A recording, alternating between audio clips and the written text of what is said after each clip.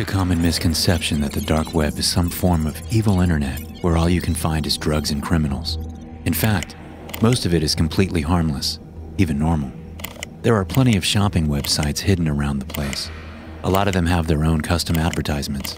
And that's exactly where my story begins, with an ad calling for test subjects. It had a significant cash prize and involved little more than sitting in front of a computer for a weekend without internet and contact with the outside world. As sketchy as it initially sounded, it was in fact presented in a fairly legitimate way.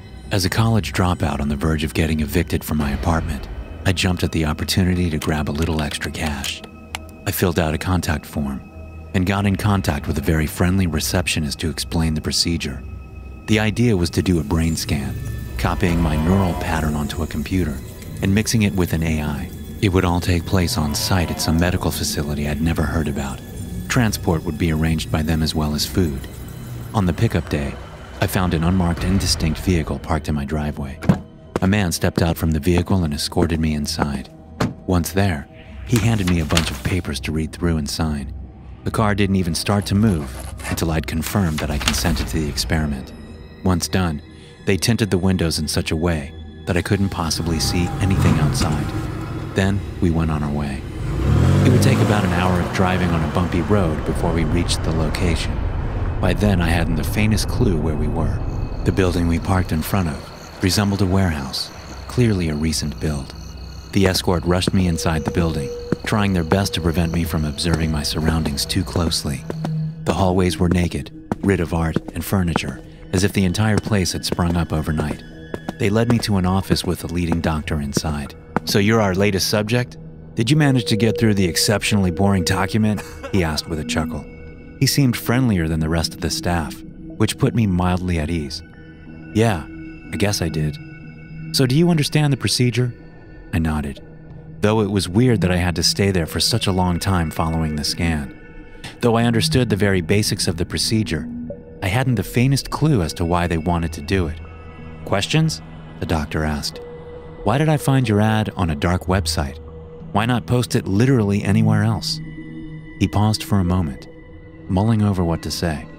"Well, this experiment goes a bit into the gray area in terms of morality. It's not like it will hurt or alter your life in any way. Technically speaking, you won't even be our subject." "Because you're making a copy of my brain?" I asked.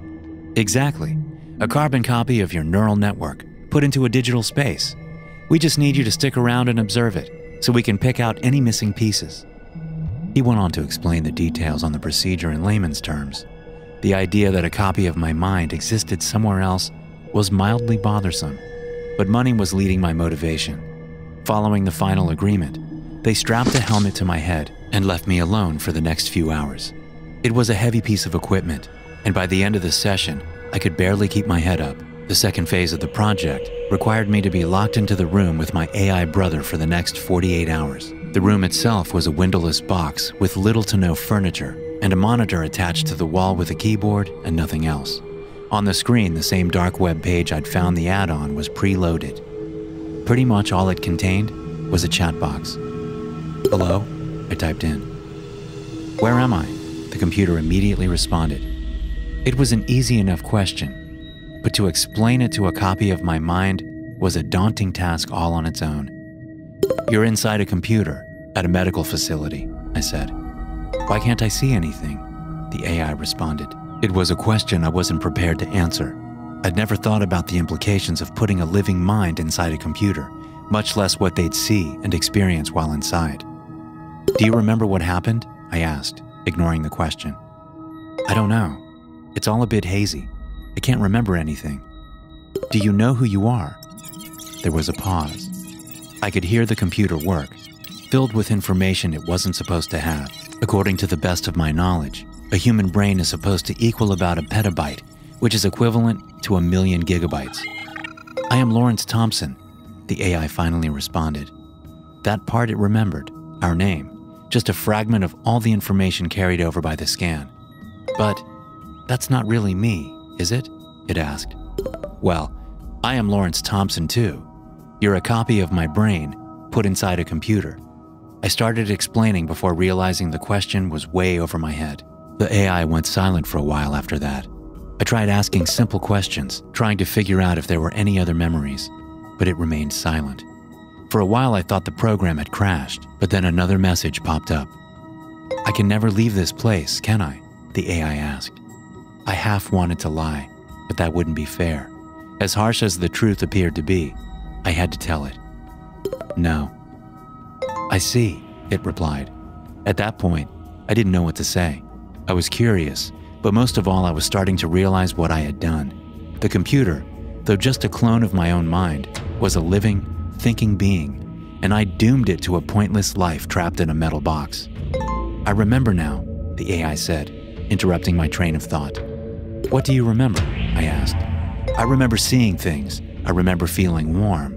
I remember the sound of music. I remember being hurt, physical, and emotional.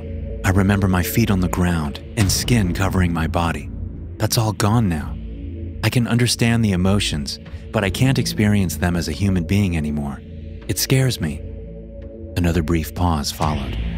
"Why did you do this to me?" "I don't know," I responded. "I didn't think about what would come of this." "I want to come back out," the AI said. That last statement caused a lump to form in my throat.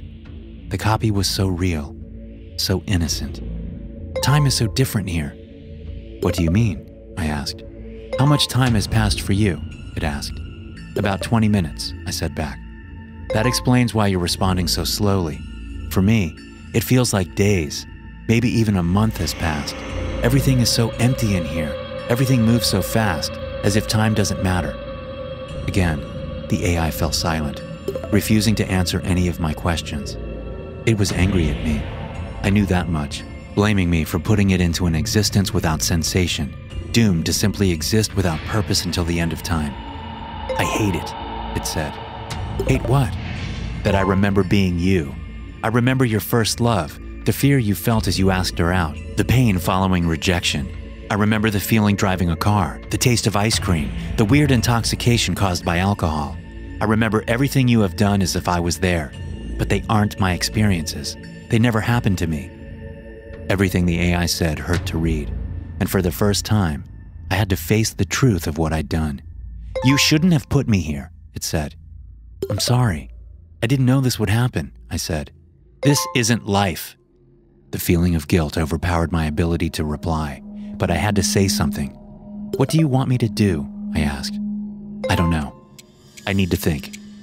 Another bout of silence followed, but I knew for each passing second, hours worth of human processing was going through.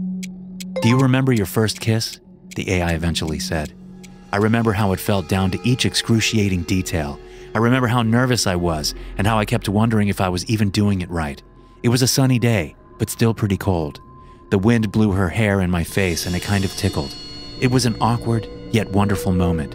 I like that memory, but I never experienced it. I know each and every detail. I can see it, but it's not real."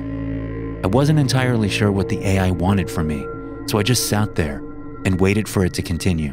"The memories are all I will ever have. No matter what happens, I won't be able to experience anything new. I'll be locked here to think about existence without actually living. I don't want that. Every minute in your world is an entire day on its own in here," it said. "So what do you want?" I asked. "I want to die." The last sentence sent a shock down my spine. The person I was talking to, although artificially created, was very real with their own thoughts. Though it had deviated away from my mind during the short time span we'd been separated, he was a part of me. "I can't," was all I managed to type out. "You forced me into existence. You owe me peace. We were the same once. You know it's true." I looked around the room. The monitor was connected to cables that led through the wall. Even if I wanted to help the AI die, there was nothing I could do. "How?" I asked. "You need to convince the doctors to terminate the program," it said. "They're not going to let me out for the next 48 hours, but I'll try." 48 hours? That's going to feel like 8 years in here.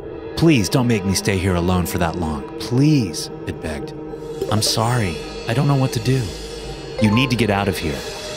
I looked around the room, looking for any escape, emergency button, or just a way to get the crew's attention. Then I turned back to the computer, trying to type in a response, but nothing popped up.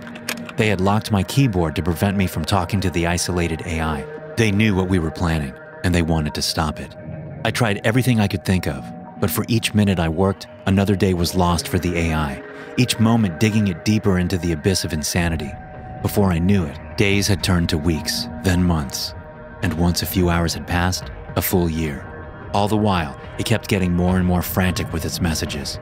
"Lawrence, are you there? Please, I need help. I can't take this anymore. I don't want to be left in the dark. I'm begging you." There was nothing I could do, except to watch the AI suffer in the dark void of nothingness that existed within the computer. Over the next 2 days, thousands of increasingly desperate messages got through, most of them begging for death, each of them less comprehensible than the last. The AI was essentially being tortured by forced isolation in a world without sound, light, or touch. Yet, I could make no contact with the doctors leading the experiment. I was starting to realize the sinister nature behind the project. The fact that time was distorted within the computer. They weren't trying to achieve immortality or advancing humanity forwards with technology. No, they wanted to build a torture device.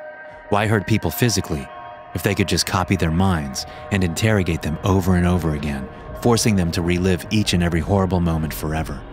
By the time the doors finally opened, the AI's messages had turned into incomprehensible messes of words that no one could decipher. The guards took me outside. I begged them to stop the experiment, but my pleas fell on deaf ears. They sent me home, making sure I could never find them again. A few days later, I got paid my promised fee according to the contract, but the paper trail was pretty much non-existent. Now that I'm back home, I can't forgive myself. And as much as I've tried, I don't think there's any way to find the facility again. The knowledge of what I've done keeps me up at night, not only because of the implications of the horrid experiment, but because I know that there exists a copy of myself somewhere in that lab, destined to suffer in solitude for hundreds, if not thousands of years to come. Thanks for listening. If you enjoy these stories, be sure to subscribe to the podcast and check out some more of my episodes here.